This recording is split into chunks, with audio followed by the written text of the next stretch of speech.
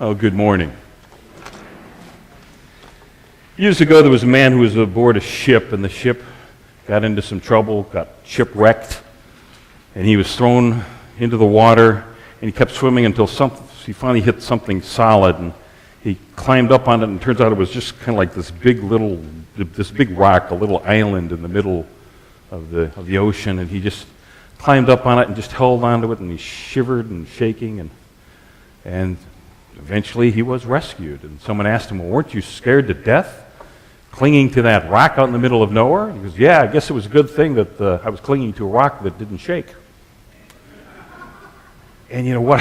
What a wonderful metaphor for clinging to the divine, recognizing that regardless of your circumstances, if you have faith, that you can indeed have an enriched and pleasant outcome. It is at our most challenging times that we prove what it is we truly value, what we put our faith in. Do we turn to God, or Spirit as we call it? We now recognize that we don't need to be more spiritual or technically turn to God because we are a part of God. But sometimes we can be incredibly asleep to that. So if we can awaken to that God, awaken to that divine, then we can have the results and the intentions that we have had do come to fruition. Now, we're very excited this fall. You know, as we started this year, and it was quite a bit of a lull with the weather and all of the various illnesses that seemed to be going around. But this fall, we set the intention that we were going to revitalize Unity of Indianapolis.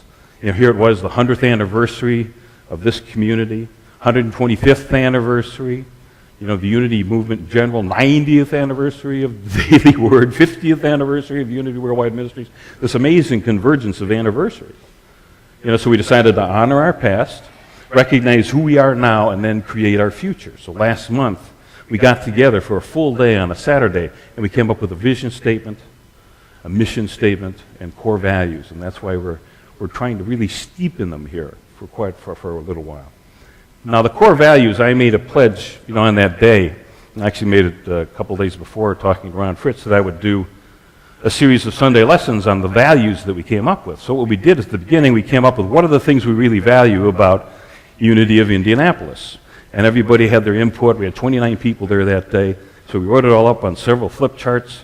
And then each person got 5 sticky dots that they were able to make their vote. What were the 5 most important? And those were the 5 values we were supposed to come up with, but we had a tie for number 5, which is why we came up with 6. So I'm going to ask Candy to put that up onto the board here. So transformative got the most votes, and enlightening, divine, accepting, empowering, and positive. Now, as I mentioned, I had pledged to do, you know, a Sunday lesson, but I realized that, you know, back on November 2nd, I already did transformation. You know, I titled it Emerging from the Cocoon, but I know this spiritual community pretty well now after being here for close to 4 years, and I recognized that the transformative was important. And so I actually did that one on November 2nd, and you can see it or hear it on the website. You can download it on the website, or if you don't have that capacity in your life, you can always order one of the CDs there by the bookstore using one of the goldenrod order slips. Now, that means that today I'm going to talk about enlightening. I know, have you ever had a senior moment, or some of us call it a brain fart? You know, when we were putting together the bulletin for this week, we got December 4th rather than December 7th on the cover, and transformative rather than enlightening, as we carried some of the stuff forward. So I am going to be talking about enlightening today. Now, on April 10th, 1912, the people of Belfast, Ireland were very proud. They had been building 3 identical ocean liners, big shipbuilding town, back in 1912. And there had been some bets as to which one would be finished first and seaworthy. And they were very happy and excited because the first ship was heading out on its maiden voyage. It was called the Titanic. And the Titanic, of course, it was 4 days later, late on a Sunday, April 14th, you know, that the ship hit an iceberg and went down. 16 people from that community, that shipbuilding community, were on the ship and perished. The grief in Belfast, Ireland was astounding. from all of those who wrote about it at the time. The following Sunday, there was a special service, special memorial service, where the whole town came together in one big cathedral. And ironically, they had actually invited a guest speaker, a minister from the United States, to come and speak. And so he had the entire week to just observe what was happening. And he talked about how he saw these big, hulking shipbuilders come together in the streets of Belfast and just hold each other, crying.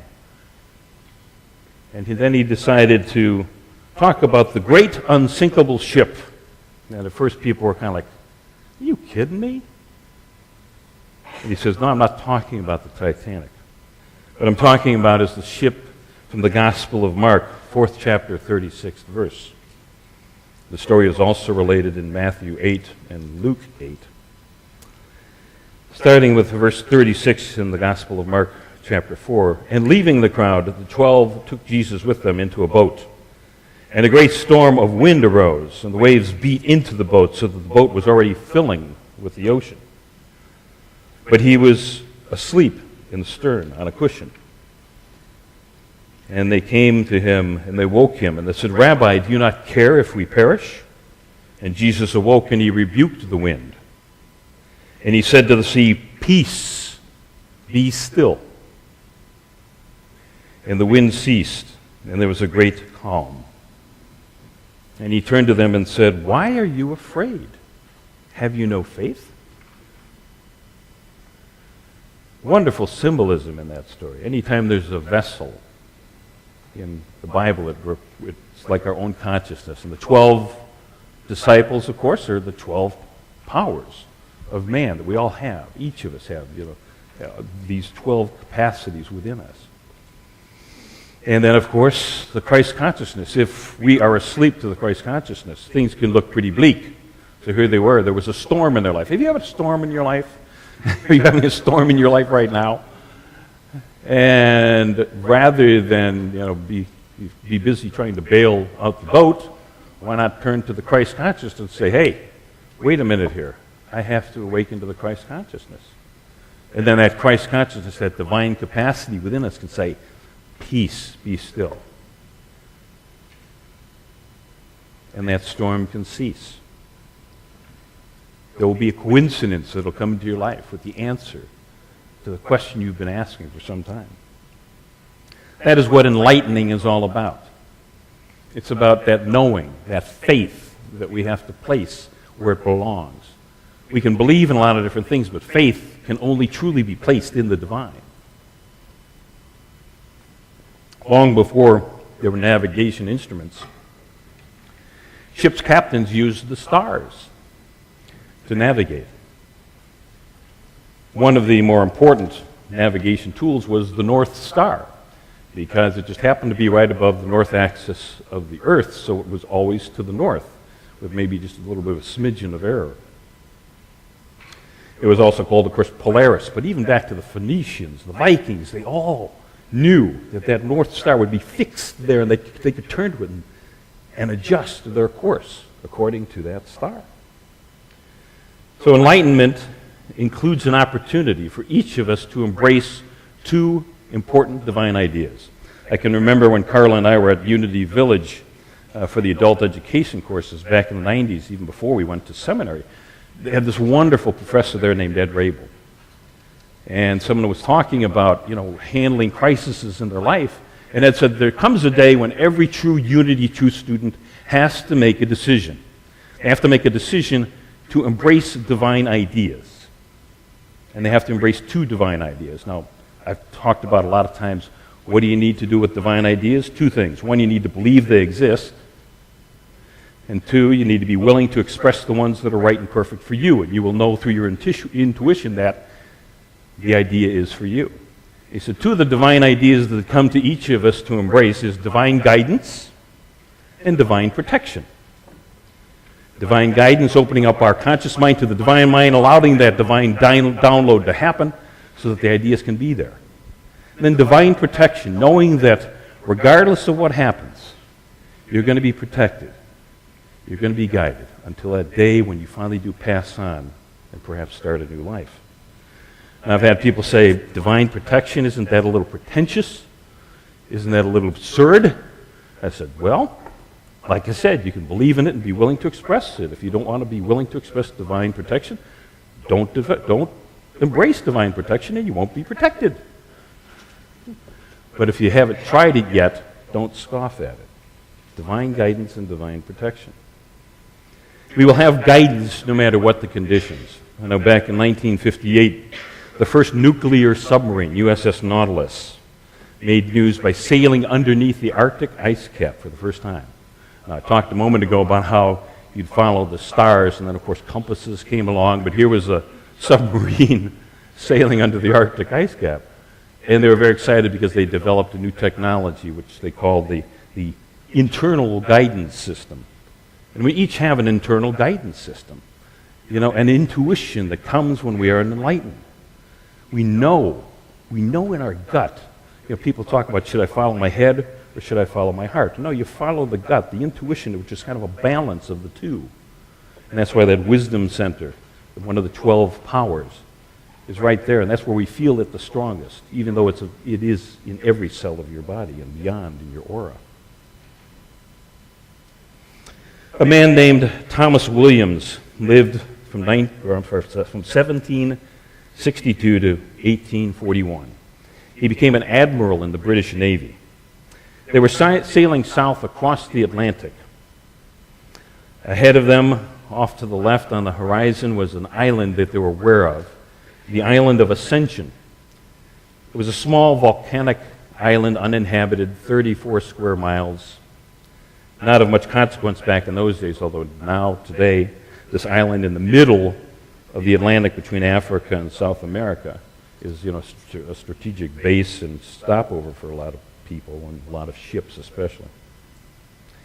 They were already behind schedule on this British naval ship, but this Admiral Thomas Williams got this guidance, this intuition. We need to go over to that island. Now, his first officer was incredulous. He goes, Admiral, we're already behind schedule. We can't go to the island of Ascension. They'll start worrying about us arriving. And he once again took it to headquarters, and he's like, no, we need to go there. And so they changed the course over the objections of the first officer. And as they arrived at the island, they could see some motion on the shore, and there were 16 sailors who had been stranded there for some time after a shipwreck. And they had waited and waited, hoping they would be rescued. And that particular morning, as some of them were just in tears and beginning to crack up, one of them suggested that the 16 come together and pray together that somehow, some way they would be saved. Sometimes being enlightened, sometimes getting that divine guidance means you need to do something that is not the most expeditious thing to do, not the most logical thing to do. In fact, often it's very illogical. Often the guidance comes to you like, you got to be kidding me, God. I mean, is this what you really want me to do? But we change course. A man who owned a theater, he was actually real involved in Unity in Rockford, Illinois, had made arrangements to go out of town to a business meeting. He knew that at the theater, though, that day there would be a performance. And as he got ready to leave town, he started getting one of these intuitive things that he needed to go by the theater. And his wife, who was with him at the time, said, "Are you kidding? I mean, come on. I mean, this is ridiculous. You'll be late for the meeting in Chicago." And so he went by the theater, and they were just beginning to open things up for the performance. And he walked around, but then he smelled something. And it kind of smelled like a hot frying pan or, overheated grill. And he went to the boiler room, and as soon as he opened up the door of the boiler room, he knew something was wrong because there was this red glow. Turns out the boiler, which has a fill valve in it, which keeps the water in it, so as the water boils away, it keeps the water up to the right level. The fill valve had failed, and the boiler had boiled dry. And so he shut down the system right away, and as the heating, ventilation, air conditioning people came and looked over the system. He goes, wow, this is amazing. Another hour or two, this thing would have exploded and taken on the whole building and some surrounding buildings with it. And later that day, another person in Unity had said, when he was talking to him on the phone, he says, that's weird. He goes, this morning in my meditation, I had this vision of the theater flattened. So here again, divine protection, divine guidance, divine protection. There might have been people at that performance there within a few hours when that thing blew. But he knew what he had to do. Now, we need to recognize that divine guidance and divine protection are always there. Nothing is too small, nothing is too big to take to headquarters, as Charles Fillmore used to call it. Just being willing to get the guidance you need. Take a moment to just go within. Say, what do I need to do here? What is it that I need to do? Or what is it that I should not do? What is it that I need to say? Or what is it that I should not say? We used to tease in Chicago because there were a lot of neighborhoods that were built long before they thought about the proliferation of automobiles. So one of the greatest demonstrations you could have was a free parking space on the street along the curb. And in Unity in Chicago, some of us would tease about it. It's like, you're heading someplace and you just start to kind of send out that signal. Like, gee, I'm going to set my intention to find a free parking space along the curb rather than having to find a parking ramp where you have to pay. And time again, sure enough, a car would be pulling out just as we're driving down the street. A man took his family to Ocean City, Maryland. It was a holiday weekend and more than 100,000 people were on the beach. And suddenly he had the sinking feeling. He looked around, his 3-year-old daughter was gone. He and his wife began to panic a little bit. They looked around, they went to the lifeguard, explained the situation, and asked the lifeguard, how do you know with all of these people that something is wrong? How would you know if someone is drowning? And the lifeguard paused for a minute and says, well, even with all of these people, we've never yet missed a cry for distress. In the morning we pray and just know that we'll be guided to find anybody in distress. We can always tell the difference. At that point, the man just took a nice deep breath along with his wife and started to walk around the beach. And then he heard the voice of his little girl. And there she was playing with some other kids. So there are times where we can be very scared. But if we just take a moment again, a deep breath, get centered, move beyond the physical appearances in front of us. Now, you might think that I'm arguing against using your intellect. Charles Fillmore, our founder, said, head, heart, or gut. Says there's nothing wrong with the intellect. We need the intellect. It's a major part of who we are. It just can't be in control. You need to spiritualize your intellect so that it's part of the team, rather than talking you out of the things you need to do. So this is the way it is. We turn to enlightenment. Enlightening, as our core value says. Even when it seems we have 100,000 distractions on a beach. Even when we're under tons of Arctic ice. Even when we're being guided to change our route, to take a side trip.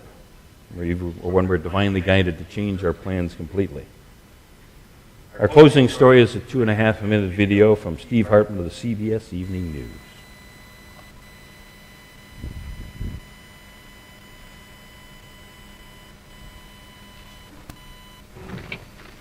Tricia Summers claims to have seen an angel. It happened not long after she was diagnosed with a rare form of cancer and admitted to Pinnacle Health Hospital in Harrisburg, Pennsylvania. She was recovering from a procedure here when in walked this nurse. Before she even said anything, I just felt comfort. It was almost like somebody just put like a warm blanket on me. That's quite a nurse. Yes, I've never felt anything like that before or any other connection with anybody else. This is that angel. I really enjoy the job. I like it a lot. Aww. Her name is Tricia too, Tricia Seaman.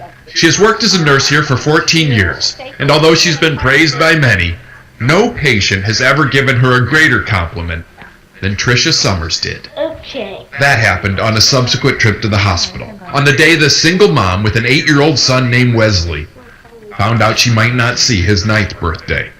Her cancer is terminal. You know, what do you say to somebody? She's 45 years old. So I just gave her a hug, and she said, well, I'm really glad you stopped in because I didn't think that I would get to see you again, and I have something that I need to ask you. I just asked her. I blurted it out. What did you say? I said, can you take my son? Will you raise him if I die? And she was completely serious. You didn't know her that well. She was a stranger. It was just a gut feeling. Tricia's ex-husband, Wesley's dad, is pretty much out of the picture, and she says she had no other family to turn to, which is why she asked her nurse, who, after consulting with her family, agreed. Not only to take in Wesley, but his mom, too. Hi. How you doing? Good. Mwah. Since May, they've been living with the Siemens. Tricia, her husband Dan, and their 4 children. We love her. It's like another mom. It's like another mom. And I think he loves us as much as we love him. Without the generosity of this family, Tricia Summers would have had to spend her final days in a nursing home, and who knows what would have happened to her son. They needed to be together. That's more than she asked you for, though. It is, but that's what we're supposed to do. More than we're asked. You're talking as a nurse or as just a person? Both. Both. An angel would know. Yeah. Steve Hartman, On the Road, in Harrisburg, Pennsylvania.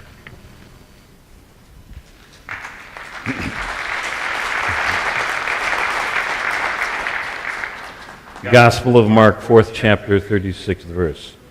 And leaving the crowd, the 12 took Jesus with them into the boat. And a great storm of wind arose, and the waves beat into the boat, so that the boat was already filling.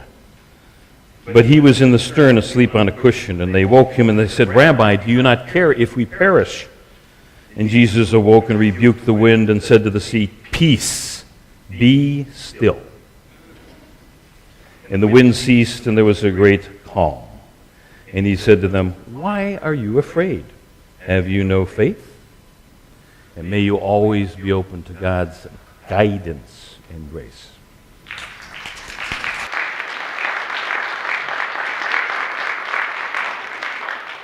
It is now time for our tithes and offerings. If you use the electronic donation tab on our website, just put the amount you give there in your mind.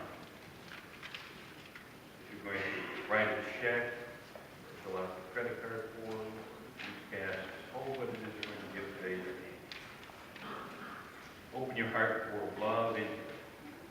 Then let's say the affirmation on the screen together. Divine love through me, blesses and multiplies all that I am, all that I give.